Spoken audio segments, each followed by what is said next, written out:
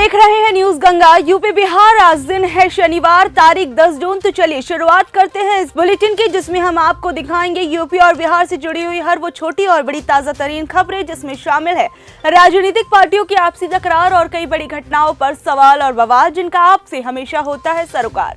सब कुछ बताएंगे और समझाएंगे एक साथ। तो चलिए बने रहिए हमारे साथ। शुरुआत करते हैं इस बुलेटिन की। मुजफ्फरनगर में अवैध निर्माण तोड़ने पर पुलिस के साथ बीकेयू कार्यकर्ताओं की झड़प, 68 दुकान और मकान जमींदोज। कौशाम्बी में पत्नी नाराज होकर मायके गई तो शराबी पति ने घर में आग लगा दी, सारा सामान जलकर हुआ खाक। जीवा को मारने के लिए मिली 20 लाख की सुपारी, नेपाल से जुड़ रहा कनेक्शन शूटर का सनसनीखेज खुलासा। मिशन रोजगार के तहत 7,182 एएनएम को मुख्यमंत्री योगी ने दिया नियुक्ति पत्र। उत्तर प्रदेश के 7 साल के रुद्र कपूर ने तैराकी में रचा इतिहास, महज 10.5 मिनट में पार की यमुना। लखनऊ कोर्ट में गैंगस्टर जीवा की हत्या के बाद यूपी सरकार का बड़ा फैसला, हथियार के साथ कोर्ट में एंट्री बैन, क्यूआरटी का होगा गठन। एमएमएमयूटी में इसी सत्र से होगी इंटरनेट ऑफ थिंग्स की पढ़ाई, जी मेन के आधार पर मिलेगा प्रवेश। छत्तीसगढ़ के दंतेवाड़ा में हुए नक्सली हमले में आजमगढ़ का लाल शहीद, खबर सुनते ही रो पड़ा पूरा गांव। गोरखपुर में अश्लील वीडियो वायरल करने की धमकी देकर किया दुष्कर्म, मां की शिकायत पर एफआईआर हुई दर्ज, आरोपी की तलाश हुई शुरू। पीड़ित को मिला न्याय, खत्म हुआ माफिया विनोद का खौफ, पुलिस सुरक्षा में पूर्व अधिवक्ता ने शुरू कराया जमीन पर काम, गुंडाई के दम पर माफिया इस जमीन को विवादित बताकर नहीं होने देता था निर्माण। संभल में देव स्थल पर प्रतिमा स्थापित कराने को लेकर 2 पक्षों में हुआ पथराव, 52 लोग नामजद, पुलिस बल तैनात। वाराणसी में काशी विश्वनाथ धाम की तरह चमकेगा मणिकर्णिका तीर्थ कॉरिडोर, 3 भागों में विकसित करने की तैयारी। चोरी के 15 ट्रैक्टर हुए बरामद, बरेली में पुलिस ने गिरफ्तार किए 5 कबाड़ी, पूछताछ में हुए चौंकाने वाले खुलासे। गोरखपुर में हुआ हादसा, गर्दन में सरिया घुसने से कर्मचारी की हुई मौत, परिजनों ने किया भारी हंगामा। कासगंज में साहूकार को फंसाने के लिए छोटे भाई की हत्या, जांच में बड़े भाई की साजिश का भांडाफोड़। चाचा भतीजा ने मिलकर खाया कमीशन, अगुवानी सुल्तानगंज पुल मामले पर अश्विन चौबे का बड़ा बयान। भोजपुर में किशोर की हत्या, बारात देखने के लिए घर से निकला था, अगले दिन मिली लाश। मुजफ्फरपुर में बाइक नहीं मिलने पर नवविवाहिता की हत्या, 1 महीना पहले हुई थी शादी। पटना में 23 जून को विपक्ष की बैठक पर कांग्रेस बोली, बीजेपी के खिलाफ लड़ने के लिए विपक्ष को एक होने का सही समय। देश में नहीं चलेंगे 2 तरह के कानून, मोतिहारी में बोले राधा मोहन सिंह, सभी के पुरखे एक ही थे। नरोत्तम मिश्रा ने ओबीसी को बताया जिहादी मानसिकता वाला, एआईएमआईएम के चीफ पर भड़के एमपी के गृह मंत्री। तेजस्वी ने कहा जिस तरह आडवाणी के रथ को लालू प्रसाद यादव ने 1990 में रोका था, उसी तरह प्रधानमंत्री नरेंद्र मोदी के रथ को भी नीतीश कुमार के नेतृत्व वाली महागठबंधन की सरकार रोकेगी।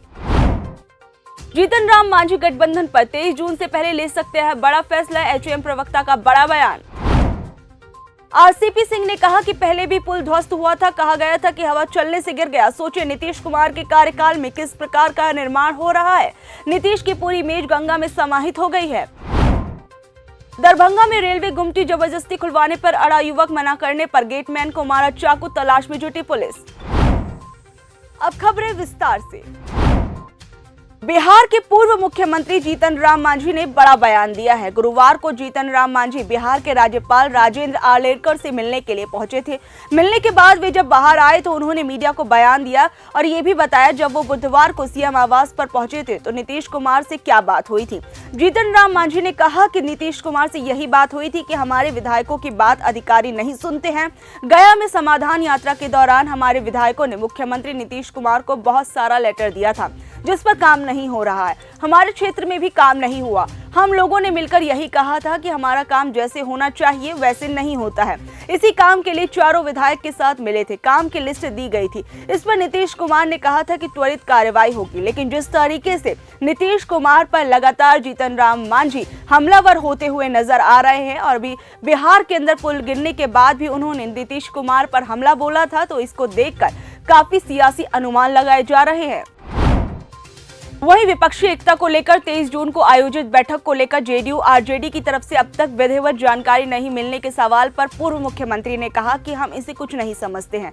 हम चाहते हैं कि विपक्षी एकता मजबूत हो। नीतीश कुमार बैठक में है तो समझिए हम भी हैं। एक सवाल पर कि क्या आपको 5 सीट मिलेंगी, इस पर मांझी ने कहा कि 5 सीट या 4 सीट का कोई मामला नहीं है, हम नीतीश कुमार के साथ है। हमको 1 सीट नहीं मिलेगी फिर भी नीतीश कुमार का साथ देंगे। वहीं नीतीश कुमार को किस बात की हो रही है फिक्र, प्रशांत किशोर का सीएम पर किया तीखा वार। जाने पीके ने किधर किया इशारा। पीके ने कहा कि जनता की समस्या से बेखबर बिहार के सीएम नीतीश कुमार विपक्षी एकता पर फोकस कर रहे हैं। इसको लेकर 23 जून को पटना में विपक्षी दलों के नेताओं की बैठक बुलाई गई है। प्रशांत किशोर ने कहा कि अच्छे लोग चुनकर आगे आए, उनके पास बिहार को सुधारने के लिए एक सोची समझी योजना भी होनी चाहिए। ये योजना अफसरों की बनाई हुई नहीं होनी चाहिए। बिहार के लोगों और समाज को, हर एक के तबके को समझकर, जैसे शिक्षा, स्वास्थ्य, ग्रामीण उद्योग, शहरीकरण सहित अन्य मुद्दों पर ग्रामीणों से बात कर और बुद्धिजीवियों से चर्चा करके एक योजना बनाए ताकि बिहार को समृद्ध राज्य बनाया जा सके। प्रशांत किशोर ने बताया, अब तक बिहार में 27 से ज्यादा मुख्यमंत्री बने, उससे तो बिहार नहीं सुधरा, क्योंकि जब तक समाज में स्वचेतना नहीं आएगी, अपने और अपने बच्चों के भविष्य को लेकर लोग नहीं सोचेंगे, अच्छे लोगों का चुनाव नहीं होगा और जो लोग चुनकर आ रहे हैं उनके पास बिहार को सुधारने की योजना नहीं होगी, तब तक बिहार को नहीं सुधारा जा सकता। अखिलेश यादव और अरविंद केजरीवाल की मुलाकात पर केशव मौर्य ने कौन सा ऐसा कंजता सा और कौन सा ऐसा दिलचस्प सवाल पूछा, वो आपको बताते हैं।